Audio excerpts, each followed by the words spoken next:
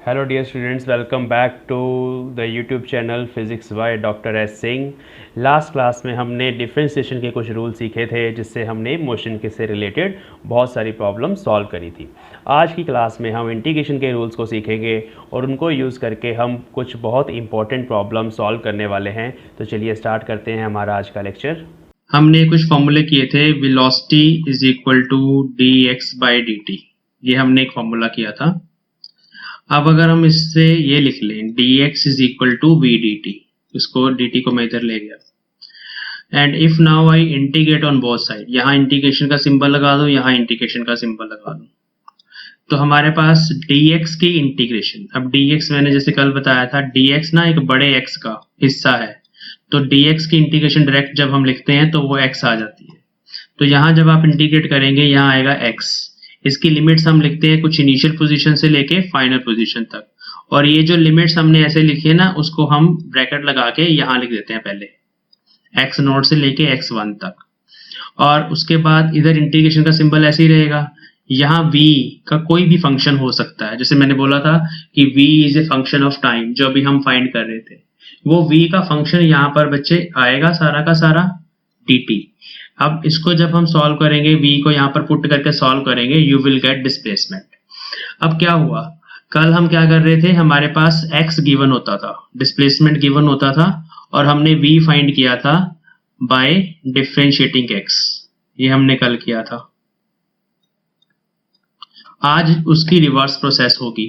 अगर आपको v given है, इफ वेलोसिटी इज गिवन, अगर आपको वेलोसिटी गिवन है and you want to find the displacement, उससे रिवर्स। कल x गिवन था, v फाइंड किया हमने, आज उससे रिवर्स है, वेलोसिटी गिवन होगी as a function of time and you have to find the displacement. तब हम क्या करेंगे, तब हम यहाँ पर सब्स्टिट्यूट करेंगे v का फंक्शन जो भी गिवन होगा उसको सॉल्व करेंगे and we will get displacement. तो ये हमारे पास नेक्स्ट आ गया formula, x is equal to integration of v dt। तो ये फॉर्मूला ध्यान रखना, सबसे पहले न्यूमेरिकल्स में डायरेक्ट लिखेंगे। इसका मतलब है वेलोसिटी को इंटीग्रेट करो, पोजीशन आपके पास आ जाएगी। सेकंड फॉर्मूला क्या है, एक्सेलरेशन होता है dv बाई dt। अगर हम इस तरह से भी dt को इधर ले जाएं तो dv आ जाएगा जी a dt। Again integrating on both sides with limits, limits कुछ गिवन होंगी, इसकी लिमिट u टू v हो सकती है, इसकी लिमिट 0 टू t हो सकती है। तो जब हम ऐसे इसको इंटीग्रेट करके सॉल्व करेंगे, वी विल गेट वेलोसिटी। इसको भी हम, यहाँ आ जाएगा जी dv की इंटीग्रेशन v, लिमिट्स लिख देंगे u टू v, और इधर हमारे पास रहेगा integration of a dt। Means acceleration को इंटीग्रेट करेंगे, वेलोसिटी मिल जाएगी। रिवर्स हो गया ना, कल वेलोसिटी को डिफरेंशिएट कर रहे थे, एक्सेलरेशन आ रहा था, अब एक्सेलरेशन को इंटीग्रेट करेंगे तो वेलोसिटी आएगी। तो ये हमारे पास चीज है कि भाई x है, v है और a है, ठीक है। आपने x को डिफरेंशिएट किया तो वेलोसिटी आ गया, वेलोसिटी को डिफरेंशिएट किया एक्सेलरेशन आ गया। मैं यहाँ लिख देता हूँ d बाई dt। फॉर्मूला कैसे लगाना है, बहुत इंपॉर्टेंट है, इसको समझना, बहुत कंफ्यूजन होती है बच्चों को। इससे रिवर्स एक्सेलरेशन को इंटीग्रेट करेंगे, यहाँ मैं इंटीग्रेशन का साइन लगा देता हूँ, तो वेलोसिटी आ जाएगी। वेलोसिटी को इंटीग्रेट करेंगे तो वापस आपके पास डिस्प्लेसमेंट आ जाएगा। तो ये हम फॉर्मूलों में इसको ऐसे यूज करते हैं। देखो फ्री फॉल में क्या होता है, ये देखो मोशन के साथ इसको अभी हम रिलेट करेंगे इन चीजों को। फ्री फॉल में क्या होता है, एक बॉल जो है वो u0 से छोड़ दी जाती है, तो ये बॉल जो है ऐसे नीचे चलती रहती है ना, ऐसे नीचे आती रहती है। अब क्या होता है, in every small interval of time इस बॉल की जो वेलोसिटी है वो चेंज होती है। अगर आप rate of change of velocity find करना चाहते हैं, you will calculate dv by dt, rate of change of velocity, क्योंकि ये वेलोसिटी चेंज हो रही है, किसके साथ चेंज हो रही है, टाइम के साथ चेंज हो रही है ना। तो that is dv by dt, rate of change of velocity which is called acceleration. Differentiation हमारी हेल्प करेगी। लेकिन अगर आप यहां से लेके यहां तक का टोटल चेंज फाइंड करना चाहते हैं, टोटल चेंज, क्यों, क्योंकि आपको पता है कि वेलोसिटी जो है वो हर किसी स्मॉल इंटरवल में थोड़ी थोड़ी करके चेंज हो रही है। लेट अस सपोज इस इंटरवल में चेंज हुई dv, in small time interval dt, फिर हमने अभी टोटल चेंज निकालना है, तो dv is the small change in small time interval dt। तो टोटल चेंज कैसे निकाला जाता है? Total change is integration of dv. जब हम ये सारे छोटे छोटे डीवी जो है स्मॉल चेंजेस इन वेलोसिटी, उन सबको जब हम ऐड कर देते हैं then we get total change. तो जब हम इसको टोटल इंटीग्रेशन का फॉर्मूला लगाएंगे तो ये भी आ जाएगा। फॉर्मूले के बारे में हम बात करते हैं, अभी थोड़ी देर में हम कंप्लीटली मैथमेटिकल हो जाएंगे, लेकिन अभी पहले फिजिकली इसका क्या मतलब है वो चीज ध्यान से समझो कि छोटे छोटे जो चेंजेस हैं उनको अगर हमने नेट चेंज फाइंड करना है, टोटल चेंज कितना हुआ, तो हम इंटीग्रेशन करते हैं।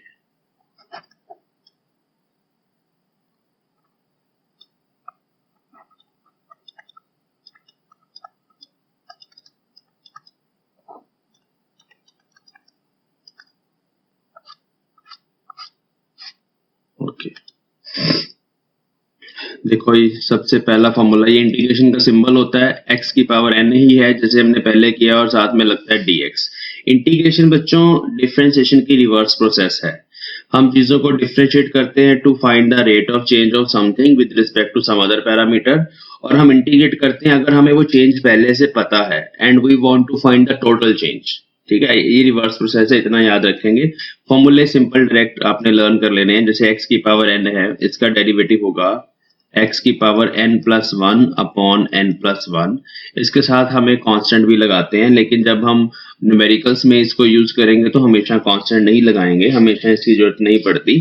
लेकिन जब हम फॉर्मूला लिखते हैं तब कांस्टेंट लगाते हैं। कांस्टेंट इसलिए लगाते हैं साथ में क्योंकि कांस्टेंट का डेरिवेटिव जीरो होता है। अगर हम कांस्टेंट को डिफरेंशिएट कर दें विद रिस्पेक्ट टू x तो वो डेरिवेटिव जीरो होता है। अब यहाँ पर जब हम इंटीग्रेट कर रहे हैं तो प्लस जीरो हम वहां पे कंसिडर करते हैं अपनी तरफ से। तो जब हम उसको इंटीग्रेट करेंगे, रिवर्स प्रोसेस है, तो उस जीरो का इंटीग्रल कांस्टेंट होगा, इसलिए यहाँ पर कोई कांस्टेंट हो सकता है, इसलिए हम c लगा देते हैं। तो उस कांस्टेंट को फाइंड कैसे करना, अभी क्या होगा वो कांस्टेंट, वो डिपेंड करता है लिमिट्स पे, जब लिमिट्स की बात करेंगे।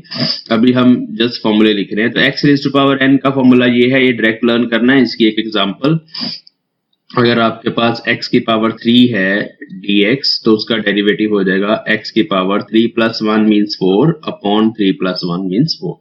तो ये फॉर्मूला यहाँ ऐसे लगाया जाता है।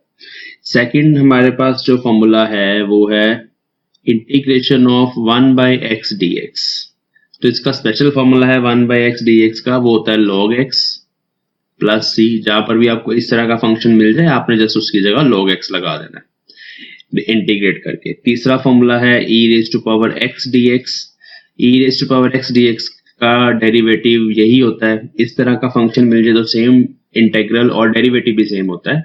अगर e raise to power x को डिफरेंशिएट करना पड़े बच्चों तो उसका डेरिवेटिव भी e raise to power x ही होता है। ये इस तरह का फंक्शन है जिसपे कोई फर्क नहीं पड़ता, ना तो इंटीग्रेशन का कोई असर होता है इस पे, ना डिफरेंशिएशन का कोई असर होता है। तो याद रखना, this is called exponential function, इसका नाम भी लिख देते हैं एक्सपोनेंशियल। तो एक्सपोनेंशियल फंक्शन अगर कहीं पे नजर आ जाए तो उसका इंटीग्रल भी वही रहता है और डेरिवेटिव भी वो सेम ही रहता है, चेंज नहीं होता। फोर्थ है हमारे पास कुछ ट्रिग्नोमेट्रिक रिलेशंस जिनको हमें यूज करना है, जिसमें हमारे पास साइन x आ जाएगा। साइन x का derivate integral minus cos x plus C, cos x का integral sine x plus C. अब ये डिफरेंशिएशन से डिफरेंट है। डिफरेंशिएशन देखते हैं लिख के यहाँ पे, अगर हमें डेरिवेटिव लिखना है साइन x का तो वो हम कॉस x लिखते हैं, लेकिन इंटीग्रल अगर लिखना है तो वो माइनस कॉस x हो जाता है। और अगर आपने cos x का डेरिवेटिव लिखना है तो वो माइनस साइन x था, लेकिन यहाँ उल्टा है, यहाँ cos x का derivative sine integral sine x होता है। 6 number formula secant square x dx, इसका integral tan x plus C. जहां पर भी आपको ये फंक्शन नजर आए secant स्क्वायर x, तो उसकी जगह आपने उसको इंटीग्रेट अगर करना है तो tan x आ जाएगा। 7 number relation secant x tan x। ये फंक्शन भी बहुत बार डायरेक्टली हमें मिल जाता है क्वेश्चंस में। इसकी इंटीग्रेशन अगर आपने करनी है तो secant x आती है प्लस सी। नेक्स्ट है कोसेकेंट स्क्वायर एक्स dx, इसकी इंटीग्रेशन माइनस कॉट एक्स है प्लस सी, और लास्ट में है cosecant x cot x dx, इसकी integration minus cosecant x plus C. तो ये जस्ट कुछ फॉर्मूले हैं, this is 7th, this is 8th and 9th। तो सबसे इंपॉर्टेंट वाले कौन से हैं जो हमेशा याद रखने हैं? ये वाला, ये साइन और कॉस। नीचे वाले जो हैं चारों फॉर्मूले ये कम यूज होते हैं, ज्यादा यूज नहीं होते, लेकिन अभी हम अगर आपको बता रहे हैं तो ये भी साथ में बता रहे हैं। तो ज्यादा यही 5 रिलेशंस जो हैं, साइन एक्स का माइनस कोस एक्स का साइन एक्स, एक्सपोनेंशियल का सेम रहता है 1/x का log x, और x raise to power n dx का सेम रहता है। ठीक है, तो ये अब कुछ इंटीग्रेशन के फॉर्मूले हैं। एक एग्जांपल देखो इंटीग्रेशन वाली कैसे करते हैं।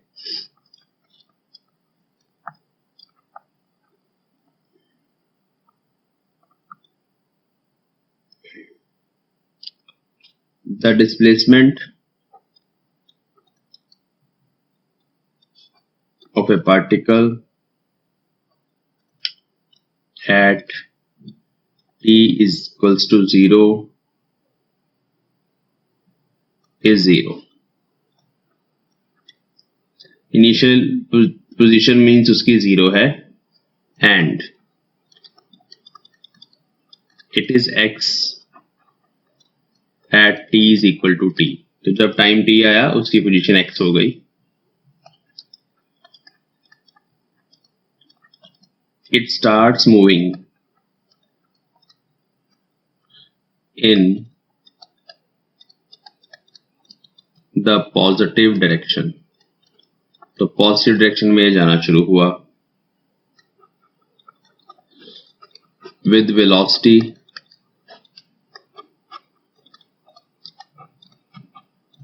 which varies as, देखो ये वेलोसिटी है,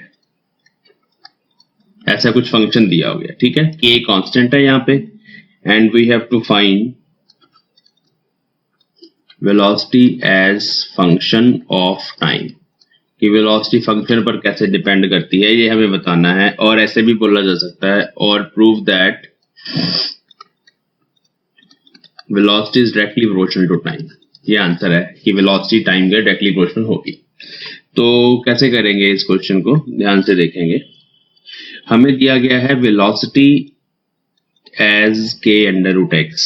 ठीक है, ये हमें वेलोसिटी दी। इसका मतलब है जब भी हमें वेलोसिटी गिवन होगी बच्चों और हमें डिस्प्लेसमेंट निकालना होता है वहां पे, तो हम क्या करते हैं, हम वेलोसिटी को पुट कर देते हैं यहाँ पे dx/dt, और ये बन गया k रूट एक्स।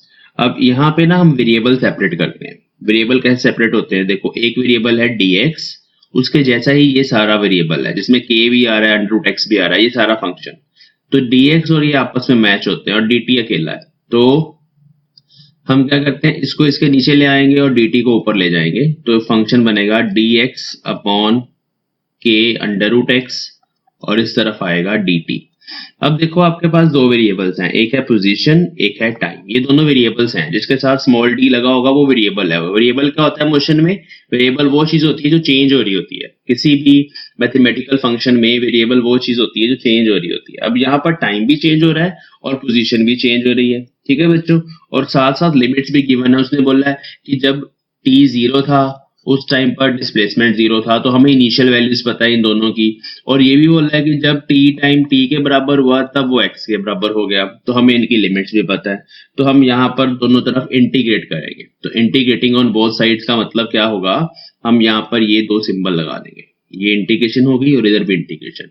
फिर हमने लिमिट्स लिखनी है। लिमिट्स कैसे, टाइम की लिमिट्स 0 से स्टार्ट हुई हैं और t तक जाएंगी। देखो initial time 0, final time t। और पोजीशन की लिमिट्स भी 0 से स्टार्ट हुई हैं और x तक जाएंगी। अब हमने इन दोनों फंक्शंस को इंटीग्रेट करना है। तो देखो इंटीग्रेट कैसे करते हैं, यहाँ पर 1/k, k कांस्टेंट है, बाहर आ जाएगा इंटीग्रेशन से, कांस्टेंट पे कोई फर्क नहीं पड़ता। और बाकी फंक्शन बन गया x की पावर -12। ये 1/√x क्या होता है, x की पावर -12, उसके साथ साथ आ गया dx। लिमिट्स वैसे ही लिखेंगे 0 to x, और इस तरफ हमारे पास dt टाइम है, उसको इंटीग्रेट कर देते हैं, dt की इंटीग्रेशन t। ये हमेशा ही होता है कि जब भी हमारे पास कोई ऐसा फंक्शन हो, मान लो dv लिखा हुआ है तो इसकी इंटीग्रेशन v।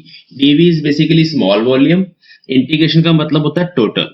तो टोटल जब आपने करना है तो हम उसको dv की इंटीग्रेशन v लिख देते हैं। अच्छा, यहाँ पर लिमिट्स भी हैं 0 to t, वो भी हम ऐसे लिखते हैं राइट साइड पे, ठीक है। अब इसको सॉल्व करेंगे तो यहाँ फॉर्मूला लगेगा x raise to power n वाला, तो वो कैसे लगेगा 1/k x की पावर -½ + 1 अपॉन -½ + 1, n+1 ऊपर करना है, n+1 नीचे करना है। इस केस में याद रखना लिमिट्स 0 to x, यहाँ लिमिट्स पुट करेंगे, t की जगह पहले t पुट करना है फिर 0 पुट करना है, दोनों को माइनस करना है। ओके, इसको सॉल्व करते हैं। ये -½ + 1 हाफ बना और ऊपर भी -½ + 1 हाफ बना, तो ये बना ये वाला हाफ और ऊपर वाला हाफ, x की पावर हाफ मीन्स √x, और नीचे है हमारे पास हाफ, ठीक है, इज इक्वल टू t। अब इसको क्या करें, देखो यहाँ पर हम इसको पुट कर देते हैं, ये बनेगा 1/2 जो है इसका 2 ऊपर चला गया, 2/k √x is equal to t, ठीक है। ओके, अब हम क्या करेंगे, अब हम इस इक्वेशन में से √x की वैल्यू निकालेंगे, क्योंकि हमें प्रूव करना है velocity is directly proportional to time. तो इस फंक्शन में से अगर हम √x की वैल्यू निकालें तो हेयर √x इज v/k, इस v/k को हम यहाँ √x की जगह पुट कर देंगे, तो देखो क्या बनेगा 2/k इंटू v/k, है ना, √x की जगह हमारे पास v/k आ गया और साथ में t, तो ये बन गया जी v is equal to k²t/2। ये फंक्शन बन गया आपके पास, velocity as a function of time मिल गया। तो इसका मतलब है यहाँ पर velocity is directly proportional to time. तो इस तरह के क्वेश्चंस जिसमें इंटीग्रेशन जब करनी होती है, इंटीग्रेशन तब करनी पड़ती है जब आपने वेलोसिटी गिवन हो और डिस्प्लेसमेंट निकालना, उल्टा। जैसे डिस्प्लेसमेंट गिवन था और आपने क्या निकालनी थी, वेलोसिटी, तो हमने कर दिया v is equal to dx/dt। इससे उल्टा अगर आपके पास वेलोसिटी गिवन है and you want to find position, तो क्या किया जाता है, एग्जांपल लेते हैं। Let us suppose v is equal to t³ + t, ये हमारे पास एक फंक्शन है metre per second, it is given and we have to find the position of particle at some time। तो हम क्या करेंगे, x निकालना है, तो हम क्या करेंगे, हम इस v को ऐसे लिख देंगे dx/dt, dx/dt is equal to t³ + t। ऐसे फंक्शन बन गया ना। अब वेरिएबल सेपरेट करने हैं, मतलब ये dt जो है ये इनके साथ चला जाएगा, ऐसे जस्ट अब इंटीग्रेट करना है, इंटीग्रेटिंग ऑन बोथ साइड्स। अगर लिमिट्स दी हो, लिमिट्स कैसे दी होंगी, जैसे ये अभी प्रीवियस क्वेश्चन में दी गई थी कि t0 पे इतनी पोजीशन है, t टाइम पे इतनी पोजीशन है ना, ऐसी लिमिट्स दी जाती है। तो लिमिट्स दी जाती है कि भाई जो पार्टिकल है वो 0 से स्टार्ट हुआ था और हमें 5 सेकंड में बताना है उसका कितना डिस्प्लेसमेंट है या पोजीशन कितनी है। अगर वो रीजन से स्टार्ट हुआ है तो हमें x बताना है कि पोजीशन क्या है उस पार्टिकल की। तो यहाँ लिमिट्स हो गई 0 to x, इधर 0 to 5, तो इधर dx की इंटीग्रेशन x आ जाएगी, लिमिट 0 to x, इधर हम इंटीग्रेट कर देंगे, t की पावर 3 है ना, तो इंटीग्रेशन 3 + 1 अपॉन 3 + 1 4, यहाँ t की पावर 1 है तो इंटीग्रेशन t²/2, लिमिट 0 to 5, इधर आ गया x, इधर हम जब लिमिट्स पुट करेंगे तो 5 की पावर 4/4 प्लस 5 की पावर 2/2। इसको आप सॉल्व कर ले, सॉल्व करने के बाद आपको आंसर मिल जाएगा, ठीक है। जब आप इसको सॉल्व कर लेंगे आंसर आपके सामने आ जाएगा कि उसकी क्या पोजीशन थी, वो पार्टिकल कितने मीटर पे पहुंचा तो ये रिवर्स प्रोसेस है, मतलब वेलोसिटी गिवन थी, पोजीशन निकालना है तो आपने इंटीग्रेशन करना है। कैसे इंटीग्रेशन करना है? उस वेलोसिटी को यहाँ से ब्रेक कर देना है, उसको dx by dt लिख देना है। तो जब आपने dx by dt लिखा, dt एक साइड गया, तो फिर उसके बाद आपको नजर ही आ जाएगा कि अब इसको इंटीग्रेट करेंगे, इंटीग्रेट करके x आपके सामने आएगा। सिमिलरली अगर आपको एक्सेलरेशन गिवन है एंड क्वेश्चन है कि फाइंड वेलोसिटी, तो उसमें भी ऐसे करते हैं। जैसे एग्जांपल के तौर पे मान लो एक्सेलरेशन है t स्क्वायर प्लस 1 मीटर पर सेकंड स्क्वायर, ठीक है, ये एक्सेलरेशन है, हमें वेलोसिटी फाइंड करनी है। तो हम क्या करेंगे, हम इसी एक्सेलरेशन को फॉर्मूला बना देंगे dv by dt, वो तो है ही है ना, और dv by dt हमें गिवन है इस बार t स्क्वायर प्लस 1। फिर से वैसे वेरिएबल सेपरेट करेंगे, इस तरफ आ जाएगा dv, इस तरफ आ जाएगा t square plus 1 into dt। अब फिर से अगर आपने वेलोसिटी फाइंड करनी है, चेंज इन वेलोसिटी निकालना है, तो वही विल इंटीग्रेट, दोनों तरफ इंटीग्रेशन का तरीका वही है। यहाँ पे लिमिट्स 0 टू v, जो भी आपने फाइनल वेलोसिटी निकालनी है। अगर इनिशियल वेलोसिटी कुछ और दे रखी है, मान लो से बोला कि ऑब्जेक्ट जो है वो 3 मीटर पर सेकंड से स्टार्ट हुआ है, तो इनिशियल वेलोसिटी 3 आ जाएगी, फाइनल आपने निकालनी है वो v रहेगी। जो आपने निकालना है उसकी वैल्यू आप v लिखोगे, लिमिट्स यहाँ 0 टू t आएंगी। तो ये एक ऑब्जेक्ट था जो 3 मीटर पर सेकंड से स्टार्ट हुआ, हमें इसकी फाइनल वेलोसिटी निकालनी है, ये इसका एक्सेलरेशन है। कितने टाइम बाद निकालनी है बोला होगा क्वेश्चन में, बोला होगा कि मान लो भाई 3 सेकंड बाद, 4 सेकंड बाद, 5 सेकंड बाद निकालो। अगर 3 सेकंड बाद निकालनी है या 4 बाद निकालनी है, 4 बाद निकालनी है तो यहाँ 4 आ जाएगी लिमिट, ठीक है। तो ये फाइनल लिमिट होती है टाइम की, ये इनिशियल लिमिट होती है, ये स्टार्टिंग वैल्यू होती है वेलोसिटी की, जो भी वेरिएबल चल रहा है उसकी स्टार्टिंग वैल्यू, और ये फाइनल वैल्यू। कैसे होगा सॉल्व, फटाफट कर लेते हैं। इधर dv का integration v, limits 3 to v, और इस तरफ हमें इसको इंटीग्रेट करना है, तो t स्क्वायर का इंटीग्रल t की पावर 3 बाई 3 प्लस 1 का इंटीग्रल 1 नहीं है, 1 के साथ dt है, तो dt का इंटीग्रल t। यहाँ लिमिट्स हम पुट कर देंगे 0 टू 4 या जो भी है, लेट अस सपोज 0 टू 4 ही है, चलो।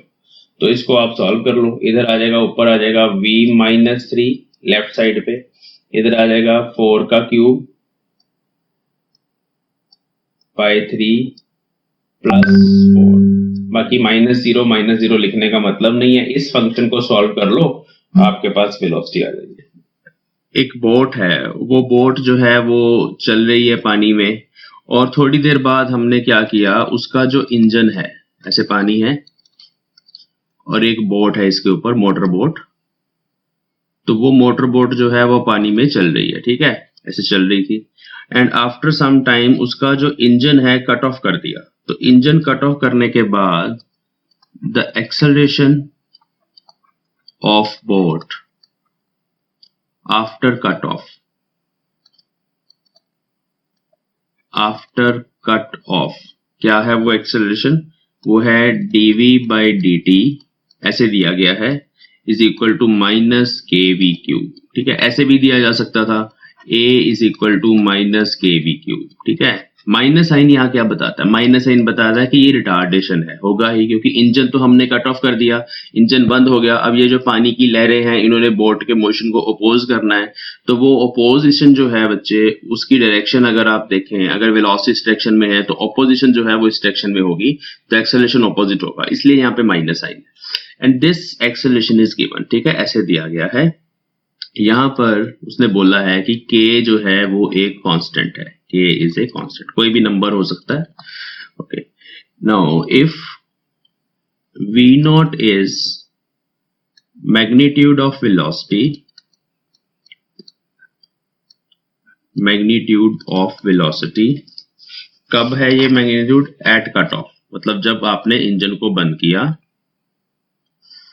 then we have to find the magnitude, the velocity after time t,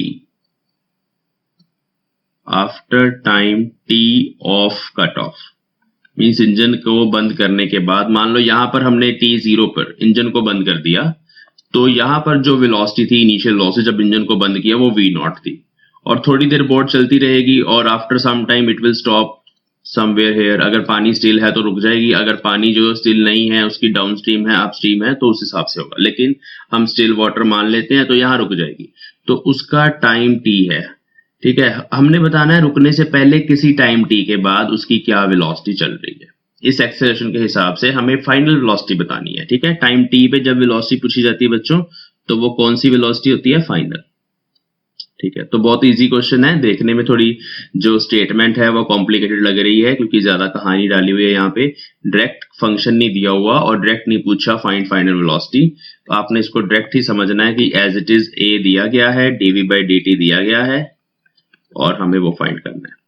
तो इसमें हम क्या करते हैं, इसमें हम बच्चे वेरिएबल्स को सेपरेट करते हैं। मैंने पहले भी बताया था कि जब आपने अभी यहाँ पे वेलोसिटी फाइंड करनी है, देखिए तो वेलोसिटी फाइंड करने के लिए आपको इसे इंटीग्रेट करना पड़ेगा। इसमें क्या करेंगे हम dt को इस साइड ले जाएंगे इधर और v को इधर। देखो ना, dt एक वेरिएबल है, दूसरा वेरिएबल वेलोसिटी है, तो दो ही वेरिएबल्स हैं। अब वेलोसिटी यहाँ पर भी है और यहाँ पर भी है, हम इन दोनों को एक साइड ले आएंगे। तो एक साइड कैसे लेके आओगे, ये नीचे चला जाएगा dv के, तो ये बनेगा dv/v³ और इस तरफ बनेगा -k dt। ये सबसे पहला स्टेप है, इस तरह के क्वेश्चंस को जब आपने करना है ये सबसे पहला स्टेप है, समझ गए। अब हमने इसको इंटीग्रेट करना है, तो इंटीग्रेटिंग ऑन बोथ साइड लिखा और लिमिट्स लिखनी है। लिमिट्स हैं टाइम की 0 से लेके t। 0 टाइम हमने वो मान लिया जब हमने इंजन को बंद किया, t टाइम वो है जब हमने वेलोसिटी को मेजर करना है। इनिशियल वेलोसिटी t0 पर है v0 and final velocity is v। तो अब हमें जस्ट इस इंटीग्रेशन को सॉल्व करना है। इसको सॉल्व करना बहुत इजी है बच्चों, टफ नहीं है, ध्यान से देखो। इसको हम ऐसे लिखेंगे, ये लेफ्ट हैंड साइड को हम ऐसे लिखेंगे v⁻³ dv। ठीक है, और यहाँ आ गया v0 to v, इधर हम करेंगे माइनस के बाहर और dt की इंटीग्रेशन सॉल्व भी कर देते हैं, यहाँ पे कोई प्रॉब्लम नहीं है, वो होती है t। यहाँ लिमिट्स भी लिख देते हैं। ओके, इस साइड आ जाए, इस साइड पे हमारे पास अभी हो जाएगा,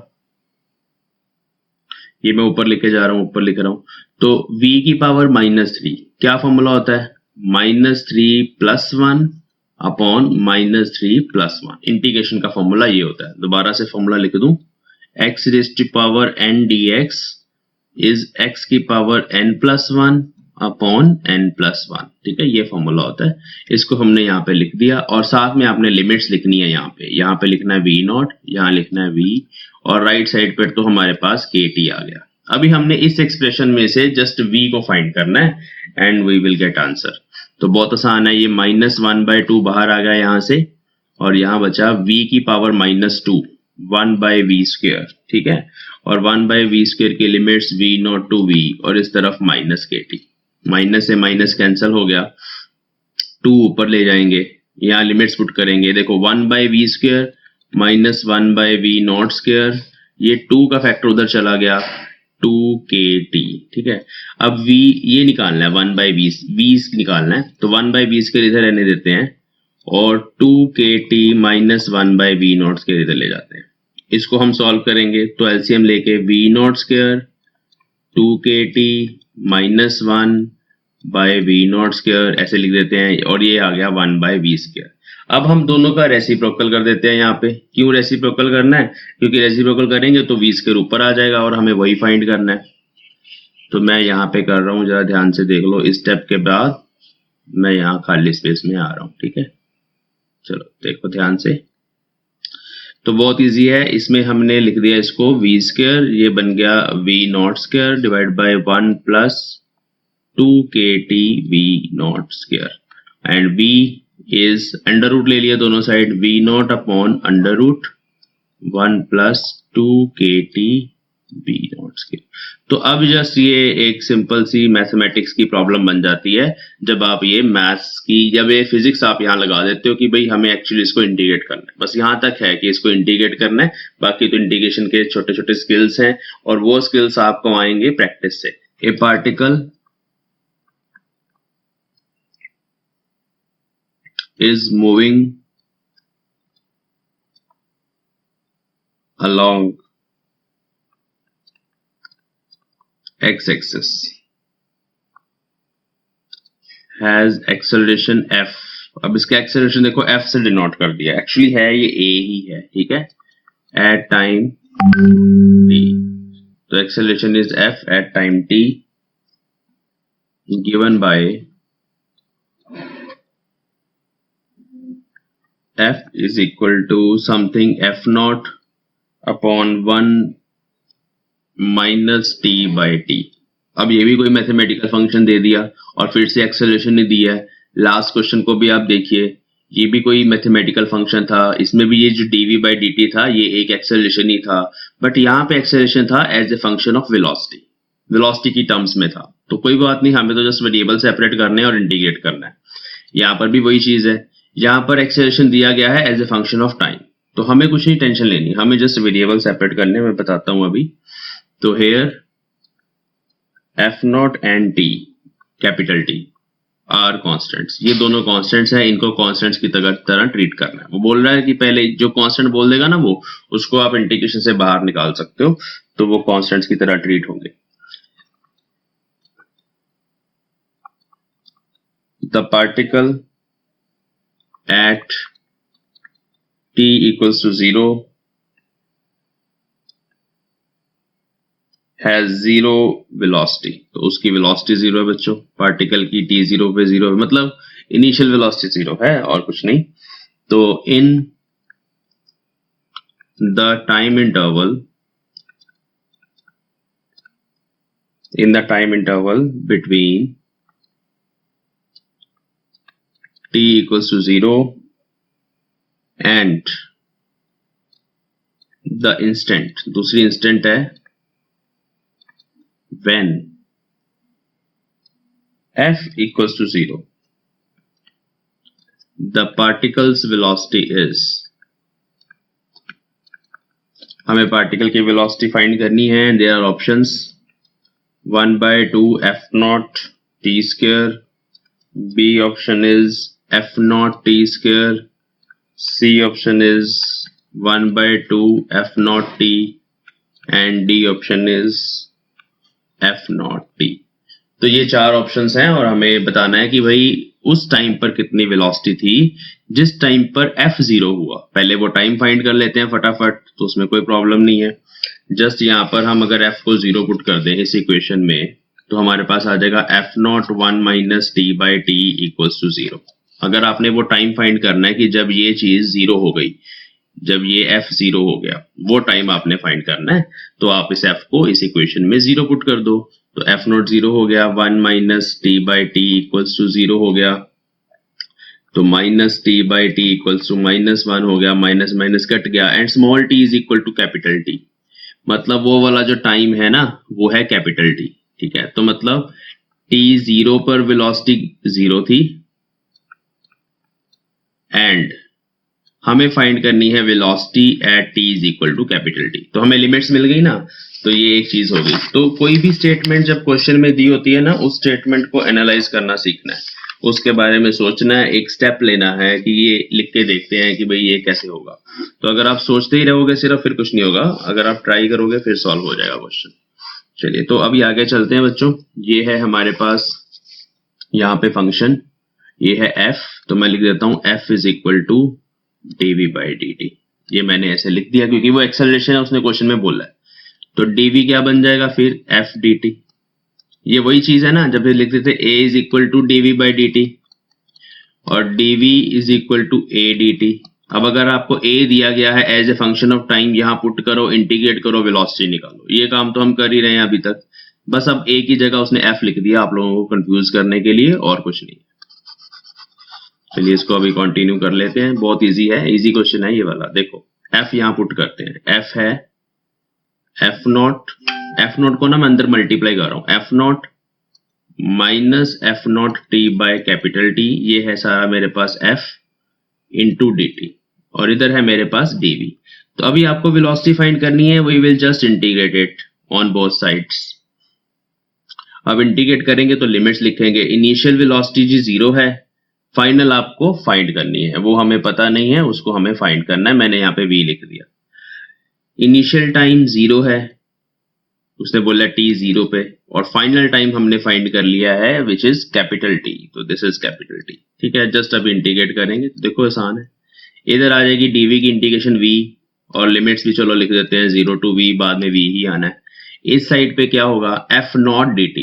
एफ नॉट तो कांस्टेंट है इंटीग्रेशन से बाहर, डी टी की इंटीग्रेशन टी, ठीक है, माइनस दूसरी वाली टर्म देखो, इसमें से क्या क्या कांस्टेंट है, इसमें से एफ नॉट और कैपिटल टी ये दोनों कांस्टेंट्स हैं। तो एफ नॉट और कैपिटल टी इंटीग्रेशन से बाहर, और टी डी टी की इंटीग्रेशन अगर आप करेंगे तो वो आएगी टी स्क्वेयर बाय 2। वही सेम फॉर्मूला फिर से बता दूं, integration of t raise to power n d t is t raise to power n plus 1 upon n plus 1। अभी n यहाँ पे 1 था तो 1 प्लस 1 मीन्स 2, नीचे भी 1 प्लस 1 मीन्स 2। तो ये हो गया इंटीग्रेशन, और कुछ नहीं है, बस लिमिट्स पुट कर देनी है यहाँ पे 0 टू कैपिटल टी, और कुछ भी नहीं है। इधर आ गया मेरे पास v, और इधर भी हम कैपिटल टी को कहाँ कहाँ पुट करेंगे, जहां जहां स्मॉल टी है। तो आ गया F naught capital T minus F naught by capital T, ये टर्म आ गई, यहाँ कैपिटल टी का स्क्वायर आ गया बाय 2, और लिमिट्स ऑफ इंटीग्रेशन में जब आप 0 पुट करोगे ये टर्म भी 0 हो जाएगी, ये भी 0 हो जाएगी, तो वो लिखने की जरूरत नहीं है, टी से टी कैंसल। और जब आप इसमें से F naught capital T common ले लो, 1 माइनस हाफ आ गया, और 1 माइनस हाफ क्या होता है, हाफ होता है, तो answer is F not by T by 2, F not T by 2, है ना। तो ये वाला ऑप्शन सी ऑप्शन जो है वो करेक्ट है।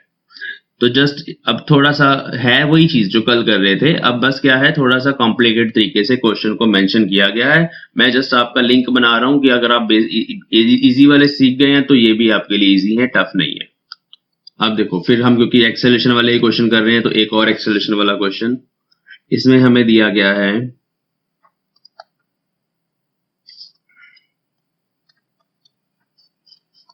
A particle has a variable acceleration, उसका acceleration variable है which is given as 6x square plus 2x plus 5, ठीक है, मीटर पर सेकेंड स्क्वायर। तो here x is position of particle, x position है, ये acceleration दिया गया है, ठीक है। Now if it starts from 3 meter from origin से 3 मीटर की दूरी से पार्टिकल स्टार्ट हुआ है, नहीं 3 नहीं है, 1 मीटर की दूरी से ये स्टार्ट हुआ है विद वेलोसिटी भी गिवन है, initial velocity 2 metre per second, then find its velocity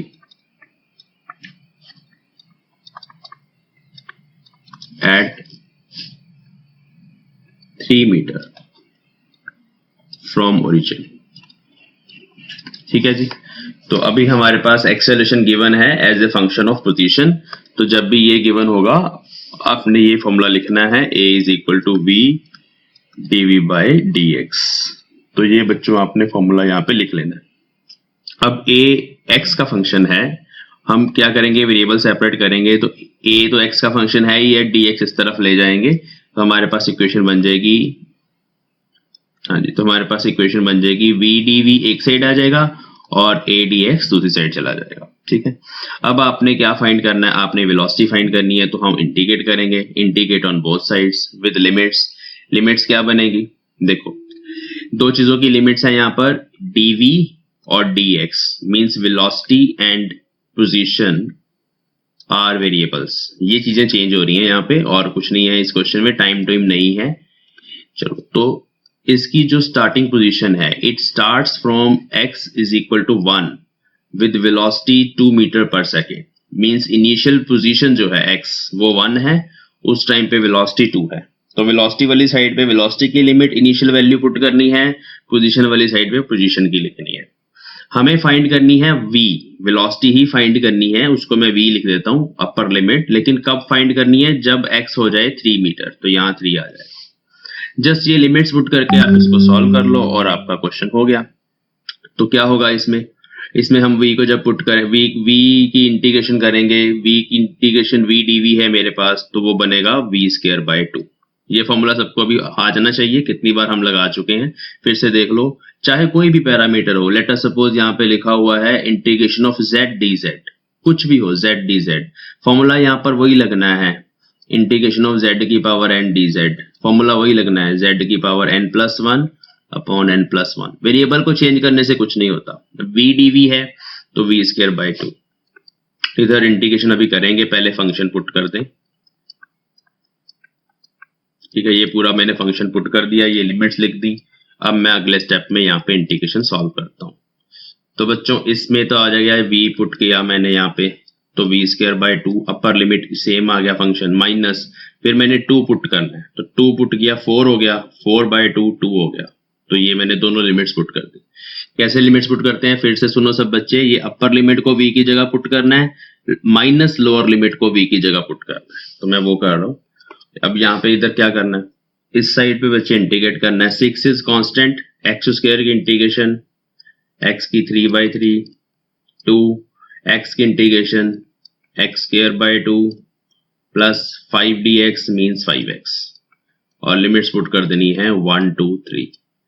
तो यहाँ पर लिमिट्स जब आप पुट करेंगे, मैं एक बार पुट करके दिखा दूं। इधर तो v²/2 है, इसको मैं ऐसे ही रहने दूंगा, बाद में सॉल्व करेंगे। इस साइड पर ये कटा 2x3, तो 2x3 मतलब 2 × 3 की पावर क्यूब, ये भी कट गए दोनों, तो यहाँ आ गया प्लस x² मतलब 3 का स्क्वायर प्लस 5x मतलब 5 × 3। अपर लिमिट सारी मैंने पुट कर दी फंक्शन में, minus lower limit 2x³ means 2 × 1 का क्यूब माइनस x² मीन्स 1 का स्क्वायर माइनस, ये सारे माइनस हो गए ना अभी, 5 × 1। तो ये आपके पास एक फंक्शन है, 2 उधर चला जाएगा, ये वाला 2 ऊपर चला जाएगा, आप अंडर रूट लोगे। जब आप ये सारा कुछ सब्स्टिट्यूट करके सॉल्व कर लोगे इस फंक्शन को, तो आपके पास आंसर आ जाएगा 12 मीटर/सेकेंड। तो देखो इतना इजी क्वेश्चन है, जस्ट आपको स्टार्ट करना आना चाहिए। ये सारे रिवाइज कर लेना क्वेश्चंस, अगर आप रिवाइज कर लोगे तो फिर कोई प्रॉब्लम नहीं है, हो जाएंगे सारे क्वेश्चंस। तो आज का हमारा लेक्चर फिनिश करते हैं यहीं पर, जिसमें हमने सीखा कि किस तरह से हम इंटीग्रेशन के कुछ रूल्स यूज़ करके मोशन को स्टडी कर सकते हैं। हमने बहुत सारी इंपॉर्टेंट प्रॉब्लम्स करी हैं, ये प्रॉब्लम्स आपके स्कूल के एग्ज़ाम्स में पूछी जा सकती हैं, ये IIT JEE और नीट के लिए बहुत ज़्यादा इंपॉर्टेंट हैं। तो ये सारी प्रॉब्लम्स अपनी कॉपी पे नोट्स बना लीजिए इन सब के। हम मिलते हैं अपनी अगली क्लास में, जिसमें हम स्टडी करेंगे, जिसमें हम डेरिवेशंस करेंगे इक्वेशंस ऑफ मोशन की। तो काइनेमेटिक्स में यूनिफॉर्मली एक्सीलरेटेड मोशन के केस में हमारे पास 3 बेसिक इक्वेशंस होती हैं, जो आपने 9th क्लास में भी स्टडी करी हुई हैं। इन सब की डेरिवेशन अभी हम करेंगे इन द नेक्स्ट क्लास। उसमें हम 2 तरह के मेथड्स यूज़ करते हैं। एक तो हम यूज़ करते हैं the derivation of equations bye calculus method, जिसमें हम इंटीग्रेशन और डिफरेंशिएशन को यूज़ करते हैं बच्चों, और एक हम यूज़ करते हैं ग्राफिकल मेथड। ग्राफिकल मेथड से भी पूछी जाती है ये डेरिवेशंस। तो इन दोनों मेथड्स के साथ हम नेक्स्ट लेक्चर में किस तरह से हमने इक्वेशंस को ड्राइव करना है ये सीखेंगे। तो चलिए मिलते हैं अपने अगली क्लास में। Thank you.